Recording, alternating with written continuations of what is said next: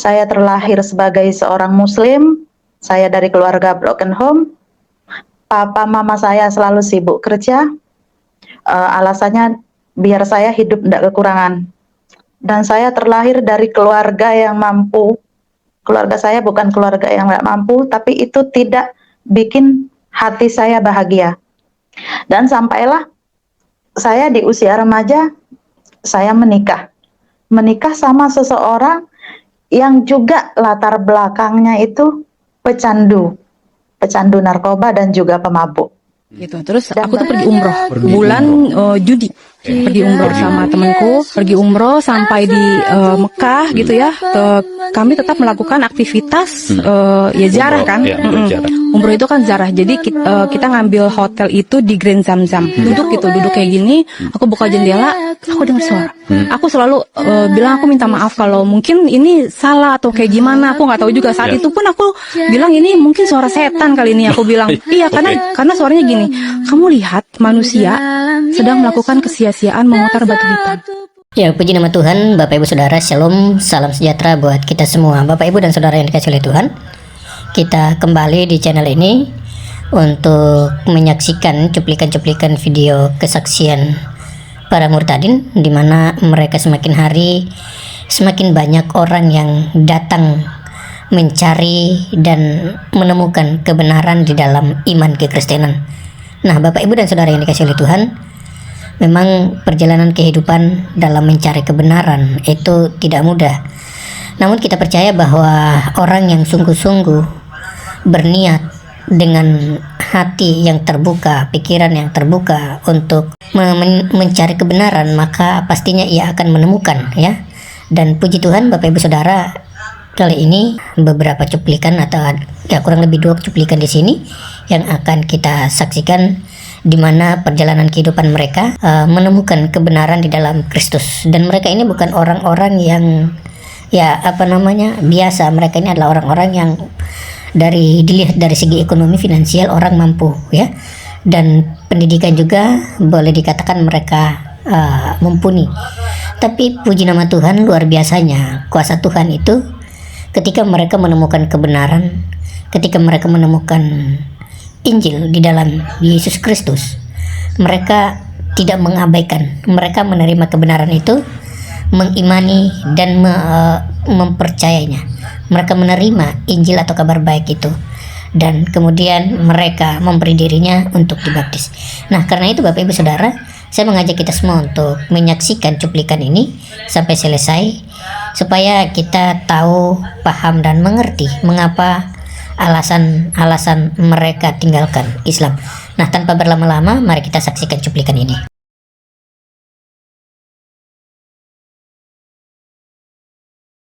Saya tuh awalnya Muslim, seorang Muslim yang taat, sholat 5 waktu, aku puasa Senin Kemis, aku lingkungan jalankan. semua keluarga juga Muslim gitu. Iya, aku tuh lagi di titik terendah banget gitu loh.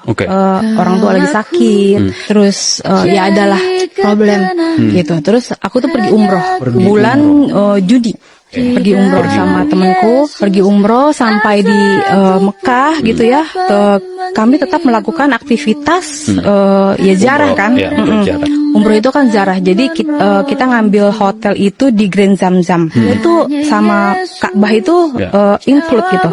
Jadi Hotelnya. satu gitu ya. Ya, kalau mau lihat-lihat itu dia nggak ada gambar jam itu tuh. Jadi tuh kalau segala macam ada yang pengumuman azan itu masuk ke kamar aku, Pak. Tuh, jadi habis aku melakukan aktivitas aku gitu, tawaf namanya, duduk kayak gini, aku buka jendela, aku dengar suara. Aku selalu bilang aku minta maaf kalau mungkin ini salah atau kayak gimana, aku nggak tahu juga. Saat itu pun aku bilang ini mungkin suara setan kali ini, aku bilang. Iya, karena suaranya gini. Kamu lihat manusia sedang melakukan kesia-siaan memutar batu hitam. Itu aku coba denial gitu, coba nggak terima kata-kata itu gitu. Kita pergi umroh itu 9 hari kalau nggak salah ya. 9 hari. Tapi itu udah dengan hati yang kosong. Aku nggak cerita ke siapapun. Pas sampai di Jakarta, aku cari tahu. Aku malah haus. Aku cari tahu ada nggak seorang Pak Kiai, Pak Ustadz yang dari Muslim ke Kristen. di YouTube. Aku catat, aku pelajarin, dan aku ikutin terus. Akhirnya di bulan September, itu kan 2015, Ya. aku bulan Juni pergi umroh, bulan September aku minta dibaptis. Aku dibaptis. Habis dibaptis itu justru Tuhan menunjukkan siapa dia gitu. Jadi ada salah satu teman aku, dia suka cita, lihat aku dibaptis, dia share foto aku dibaptis ke Facebook. Ya. Otomatis keluarga besar aku lihat. Jadi ibuku pergi ke orang pinter. Ini cerita anakku yang bontot ya, Dinda. Nenek tuh ke orang pinter. Terus orang pinternya kan nanya kan, pasti kan dia kalau mau ngedoain mama itu dia harus lihat foto mama. Oh, Gitu. oke. Tapi nenek tuh nggak bawa foto mama, tapi nenek liatin di handphone. Kasih lihat dari handphone. Iya. fotonya. Oke. Lalu orang pinter itu bilang gini, Bu, anaknya udah nggak bisa didoain nih. Gitu. Di dahinya ada tanda salib. Saya terlahir sebagai seorang Muslim. Saya dari keluarga broken home. Papa mama saya selalu sibuk kerja. Alasannya biar saya hidup tidak kekurangan. Dan saya terlahir dari keluarga yang mampu. Keluarga saya bukan keluarga yang tidak mampu, tapi itu tidak bikin hati saya bahagia. Dari kecil saya dingajikan ke Pak Ustadz sampai saya kelas 4 atau kelas 5 SD. Tapi saya tidak bisa ngaji karena di situ yang diajarkan tentang ngaji kayak hafalan aja. Dan di situ saya juga nggak tahu artinya atau apa. Akhirnya saya memutuskan berhenti untuk mengaji. Dan papa saya nyuruh saya sholat, saya nggak pernah mau. Karena saya nggak dapat apa-apa di situ. Rasanya hati saya nggak damai di situ. Dan saya nggak mau belajar lagi, tapi saya suka baca buku. Dan di situ saya nemu sebuah buku, kalau di tempat saya itu namanya Teratap. Teratap itu tentang Tuhan Yesus. Tuhan Yesus yang gimana awalnya bisa Yesus lahir, kayak gitu. Itu saya baca.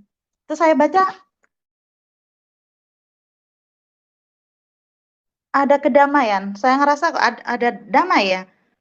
Saya selama ini nggak pernah dapat kasih sayang dari keluarga, tapi saya baca itu kok saya ngerasa nyaman. Saya jadi ngerasa ada tempat buat saya berkeluh kesah.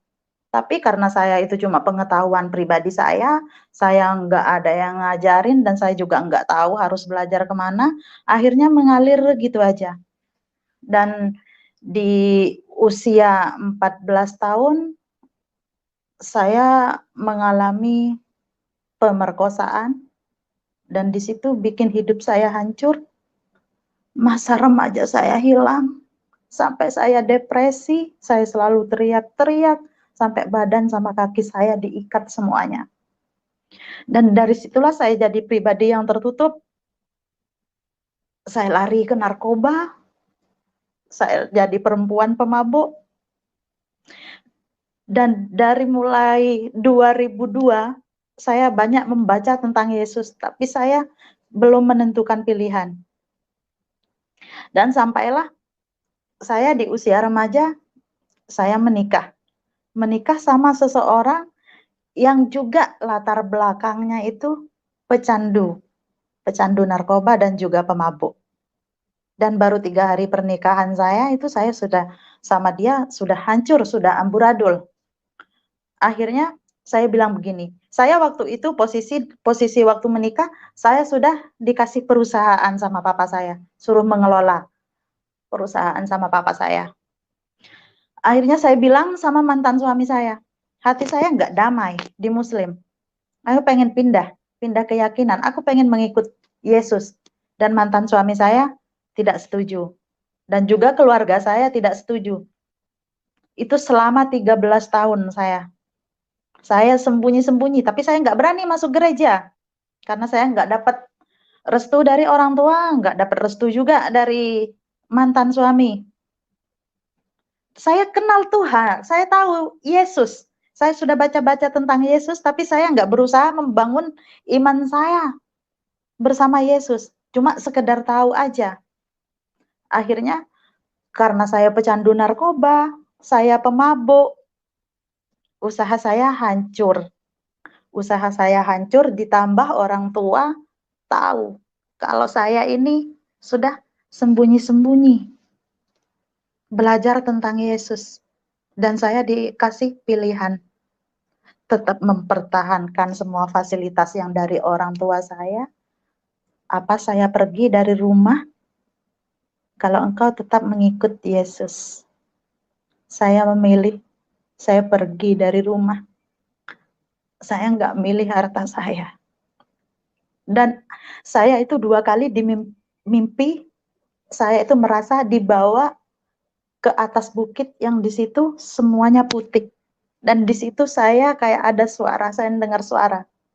Anakku, di sinilah tempatmu. Saya bingung, itu suara siapa?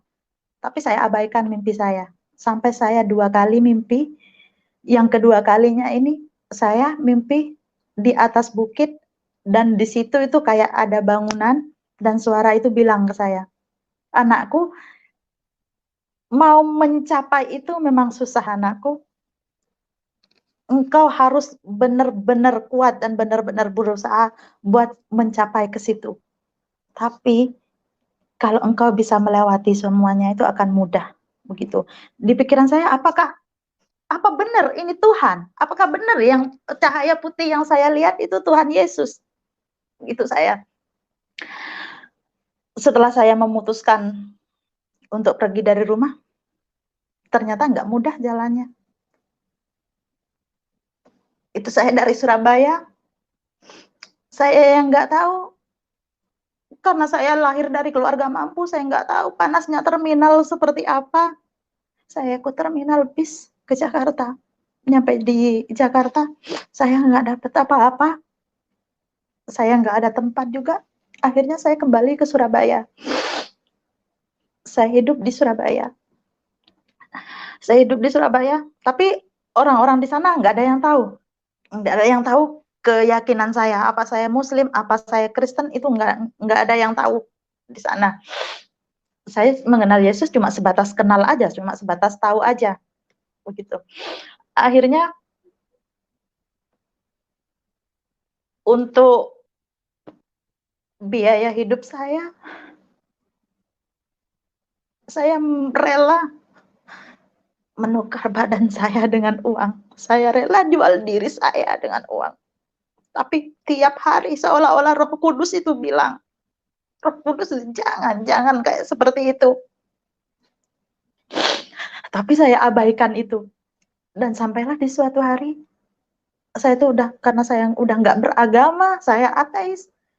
Akhirnya saya bilang gini, Tuhan Yesus, aku selama ini tahu kalau Engkau itu ada Tuhan. Tapi bagiku, kali ini Engkau nggak ada Tuhan. Engkau itu nggak ada. Engkau itu cuma halusinasi Tuhan. Engkau nggak ada. Mulai detik ini Tuhan, aku nggak akan membaca tentang Engkau lagi. Dan aku nggak akan nyanyi pujian-pujian lagi Tuhan. Karena Engkau nggak ada. Kalau Engkau memang ada Tuhan, tunjukkan sama aku. Padahal waktu itu sebelumnya Tuhan Yesus udah ngasih saya mujizat terus-terusan. Saya sampai ke Oma, Tuhan Yesus ngasih mujizatnya sama saya. Tapi saya mengabaikan itu semua. Dan nggak berselang lama dari hari Jumat itu, saya jam 10 hari Jumat saya bilang, Engkau nggak ada Tuhan Yesus. Dan kalau Engkau ada, tunjukkan sama aku. Dan nggak butuh waktu lama. Jam 7 malam di hari yang sama, saya ngerasa Roh Kudus itu hadir. Ini loh aku yang engkau nggak percayai, ini aku ada. Akhirnya saya nangis sejadi-jadinya.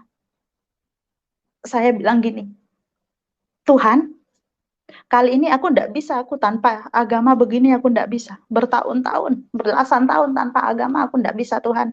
Kali ini aku akan mendatangi 2 tempat ibadah, yaitu masjid dan gereja. Di mana hati saya bergetar, disitulah saya menentukan pilihan. Saat itu saya masuk masjid, saya lihat orang-orang ngaji, hati saya biasa aja, nggak ada perasaan apapun. Habis itu saya langsung ke gereja, dan belum masuk ke gereja, Baru di halaman gereja saya udah nangis sejadi-jadinya. Akhirnya saya masuk. Tuhan Yesus, mulai detik ini aku akan mengikut Engkau Tuhan. Karena disitulah hati saya bergetar. Di gereja itu saya nangis sejadi-jadinya. Dan nggak berhenti di situ saja. Biarpun saya udah percaya Yesus untuk memenuhi kebutuhan hidup saya masih ngelakuin dosa-dosa. Saya masih ngelakuin dosa, saya masih rela menukar badan saya dengan uang. Tapi lagi-lagi mujizat terjadi. Jam 1 malam saya kebangun. Di situ saya ngerasa Tuhan Yesus itu merangkul aku. Dan akhirnya saya nangis. Tuhan, mulai detik ini aku nggak akan ngelakuin lagi Tuhan. Aku nggak akan menyalibkan Engkau untuk kedua kalinya Tuhan. Mau sesusah apapun hidup saya Tuhan, saya nggak akan melakukan dosa lagi Tuhan. Dan mulai sejak saat itu, saya percaya sama Tuhan Yesus. Tuhan Yesus selalu ada dalam diri saya. Dan juga, biarpun cuma hal kecil, Tuhan Yesus selalu ngasih saya mujizat. Saya kan pelayanan terus. Saya pelayanan narkoba di 8 penjara di Bali. Waktu itu teman pelayanan lagi sakit diabetes. Dia bilang kayak gini, "Non, ada uang enggak? Mau buat makan sama buat beli obat." Posisi saya nggak punya uang sama sekali. Saya bilang sama beliau, "Oke, besok ya saya antar uangnya." Padahal posisi saya nggak ada uang sama sekali. Nyampe di kos, saya berdoa, "Tuhan, saya udah janji buat ngebantu orang Tuhan. Tapi saya nggak punya uang Tuhan. Saya janji besok. Dari mana saya dapat uang Tuhan besok?" Dan lagi-lagi mujizat terjadi. Malam itu saya dapat berkat. Biarpun saya masih janji besok sama orang itu, malam itu saya udah dapat berkat, saya langsung antar ke orang itu. Dan Tuhan Yesus selalu ada buat saya. Biarpun saya terbuang dari keluarga. Dan saya juga udah janji, Tuhan, biarpun keluarga saya seandainya menerima saya kembali pulang, saya nggak akan pulang Tuhan. Saya akan melayani Engkau Tuhan. Biarpun di daerah-daerah terpencil sekalipun, aku akan menghabiskan sisa umurku Tuhan buat melayani Engkau. Itu janji saya sama Tuhan. Kalau dulu saya mau ngelakuin hal-hal yang dilarang sama Tuhan, Allah biarin dah aku ngelakuin, toh Tuhan nggak tahu. Yang penting saya baik di depan manusia. Biarpun Tuhan tahu, lebih enak manusia. Biarpun Tuhan tahu, yang penting saya di depan manusia saya baik. Tapi setelah saya kenal Yesus sungguh-sungguh, saya mau ngelakuin hal yang dibenci Tuhan. Saya takut Tuhan lo lihat. Jadi pandangan saya sekarang sudah berubah. Kalau dulu pandangan saya, yang penting saya baik di depan manusia. Kalau saya sekarang udah enggak. Biarpun saya buruk di depan manusia, yang penting saya baik di hadapan Tuhan. Itu aja. Dan keluarga saya selalu menghujat saya, teman-teman saya menghujat saya. Enggak ada satupun teman yang mau terima saya lagi sebagai temannya. Ternyata semuanya teman-teman palsu semua. Dan yang merangkul saya, teman-teman komsel saya, teman-teman gereja, yang udah tahu saya ini buruk. Saya sudah tidak punya apa-apa, tapi mereka tetap merangkul saya. Dan satu lagi, waktu itu saya ke gereja, saya tidak kenal siapa-siapa. Kenapa? Saya mantap buat jadi pengikut Yesus, karena Yesus mengajarkan tentang kasih. Di gereja itu saya nggak kenal siapa-siapa. Dan di situ ada ibu-ibu, padahal dia nggak kenal sama saya, dia menopangkan tangannya buat saya, dia berdoa buat saya. Padahal saya nggak kenal dia. Disitulah saya kagum, ternyata Kristen itu begini ya. Kasihnya itu Kristen itu loh, ternyata luar biasa ya.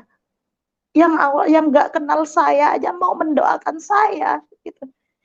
Itulah kenapa saya mantap buat mengikut Yesus, biarpun saya masih sekarang terbuang dari keluarga saya dikatain murtad segala macam sama keluarga saya, apalagi kakak saya.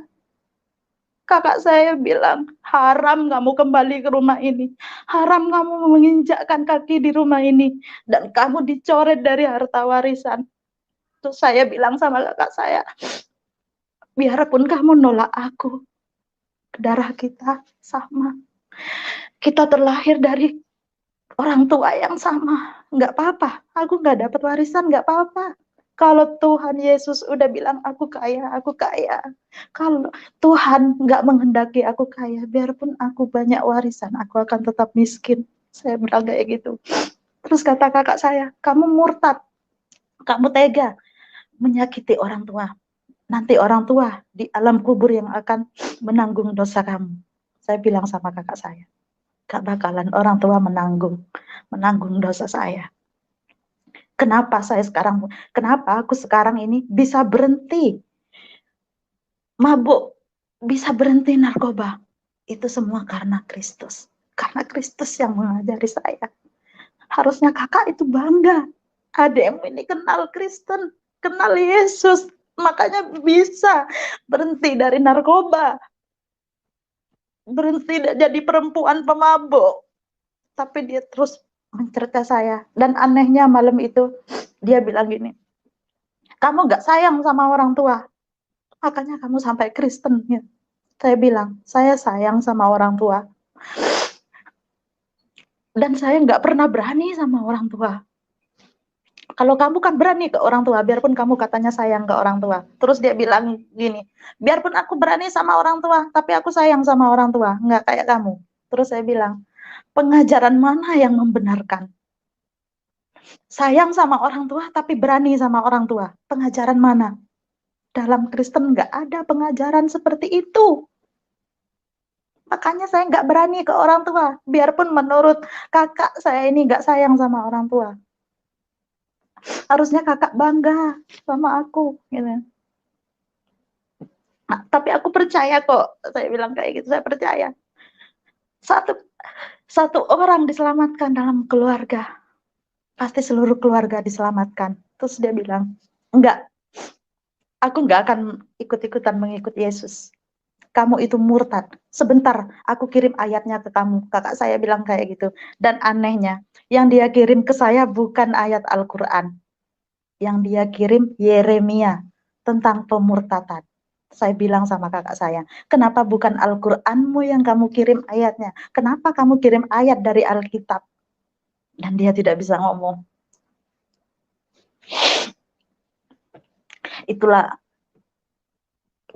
Itulah saya mengenal Yesus, perjalanan hidup saya mengenal Yesus. Semua saya sudah lalui. Dan biarpun saya sekarang belum diterima sama keluarga saya selalu ingat satu ayat. Biarpun ayah dan ibu kamu membuangmu, masih ada Tuhan. Itu yang selalu saya pegang. Saya masih punya Tuhan Yesus. Dan juga satu ayat lagi, Efesus 1 ayat 7. Karena saya sudah terlalu banyak dosa, seks bebas, narkoba, dan pemabuk. Dan ayat Efesus 1 ayat 7 itu yang jadi pegangan saya. Tuhan Yesus sudah menebus saya. Tuhan Yesus nggak ngelihat kesalahan-kesalahan saya dan dosa-dosa saya. Cuma Yesus yang mau terima saya yang udah istilahnya bobrok busuk seperti ini. Makanya saya mau setia sama Yesus. Karena cuma Yesus Tuhan yang benar. Yesus Tuhan yang hidup. Saya yakin memang iman saya masih naik turun. Tapi saya nggak mau menukar Yesus dengan apapun. Bahkan di tahun 2018, saya kenal seorang laki-laki. Dia Muslim. Dia mau menikahi saya. Tapi saya harus kembali ke Muslim lagi. Saya mau dimualafkan lagi. Karena saya cinta ya sama dia. Saya setuju. Akhirnya dari Surabaya ke Madiun kita berangkat. Tapi di jalan Di jalan saya sudah pergumulan, apa benar ini Tuhan, apa benar gitu kan di jalan. Akhirnya setelah masuk Madiun, mau nyampe ke rumahnya Pak Ustadz itu, saya minta balik. Aku nggak mau. Aku nggak mau menukar Tuhan Yesus dengan laki-laki atau dengan cinta laki-laki. Saya nggak mau menukar apapun dengan Tuhan Yesus. Terus dia bilang, kita ini sudah mau menikah. Bulan 4 loh kita mau menikah. Dia bilang, tidak. Kamu harus terima konsekuensinya. Aku ini muslim yang taat. Dia bilang kayak gitu. Aku akan mempertahankan Tuhanku. Terus saya juga jawab, sama.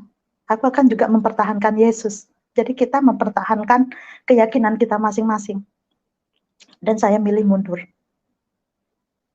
Saya nggak jadi menikah sama orang itu karena saya disuruh masuk muslim. Karena saya sudah cinta Yesus. Dan saya bilang sama ponakan saya, suatu saat, kalau tante ini meninggal, tante nggak mau meninggal di rumah. Biarlah tante meninggal dalam pelayanan tante. Karena tante nggak mau. Kalau tante meninggal di rumah, pulang ke keluarga, otomatis tante bakal dimakamkan secara muslim. Karena keluarga belum bisa menerima.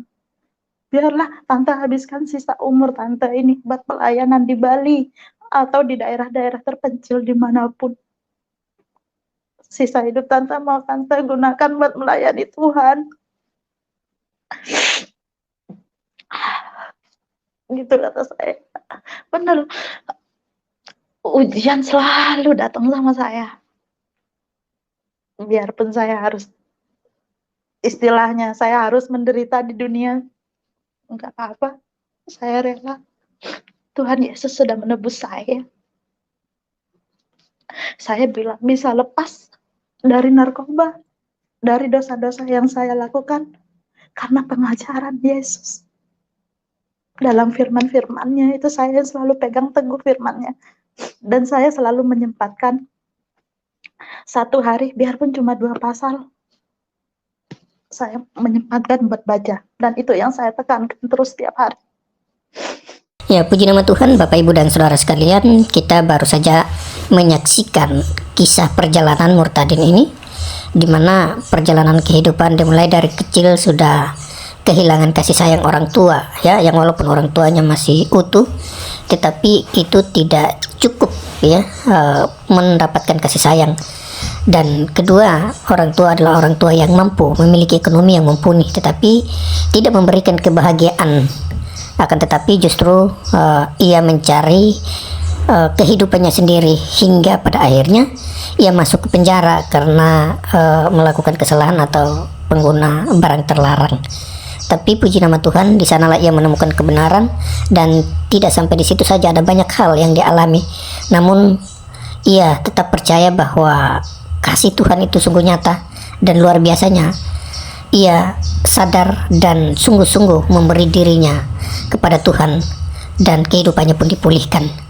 Ya, Bapak Ibu Saudara yang dikasihi oleh Tuhan, dari video ini mengajarkan kita bahwa betapa pentingnya kehidupan kita sebagai orang percaya untuk terus bergantung kepada Kristus. Kita sebagai orang percaya tentu yang namanya ujian cobaan itu pastinya ada, namun kehidupan yang bergantung kepada Tuhan, saya percaya pasti akan menemukan jalan keluarnya. Ya, dari kisah ini mengajarkan kita juga untuk terus hidup selalu mengandalkan Tuhan dimanapun, kapanpun, dan sedang apapun, ya, kita senantiasa mengandalkan Tuhan. Ya, itu saja dari saya, Bapak Ibu Saudara. Kiranya dari cuplikan ini, dari video ini memberkati kita semua, dan dari cuplikan ini juga ketika banyak orang yang mendengar, banyak orang-orang yang sadar akan betapa pentingnya kehidupan bersama-sama dengan Tuhan Yesus. Demikian dari saya, kasih karunia dari Allah Tritunggal memberkati Bapak Ibu Saudara. Shalom.